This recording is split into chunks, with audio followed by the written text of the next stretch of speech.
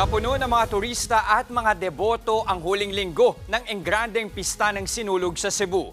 Live mula sa Cebu City, nasa frontline ng balitang yan si Maui David. Maui, kumusta ang street dance experience dyan? Meron ka na bang manok na grupo? Yes, maayong gabi! Viva Pit, senyor! Oh, diba? Nakakatuwa. Ang dami nila sa likod natin, Jess. Ito na nga, gaya ng inaasahan, pack na pack sa jam-pack na mga turista rito sa Cebu para sa pakikiisa sa taunang Sinulog Festival. At isa na nga po sa highlights ng pista ay ang masayang mga sayawan sa kalsada. Walang pagsidlan ang saya. Kahit saan ka tumingin, talagang mapapaindak at mapapangiti ka. Suot ang makukulay nilang mga costume, bit-bit ang kani-kanilang mga imahen ng Senyor Santo Niño.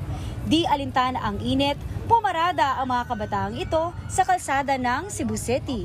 Ito ang isa sa mga pinaka-inaabangang ganap sa pista. Siyempre, hindi natin pinalampas ang pagkakataon na maranasan ang paradang ito.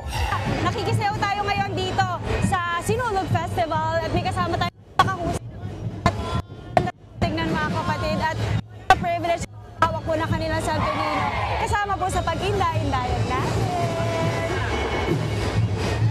Para sa mga batang mananayaw rito, hindi lang basta gawain ang pagsasayaw na ito. Mahalaga para sa akin ang maging parte sa Sinulog. Mahalaga para sa amin. Kasi isa ito sa pag-aalay na binigay namin para kay Senyor Santo Niño.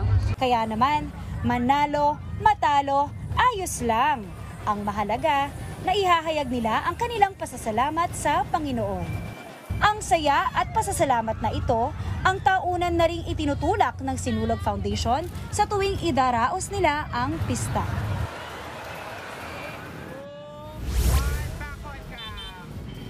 Jess, ngayong gabi inaasahan na nga na mas itotodo pa ang Sinulog Celebration. Tama po ba?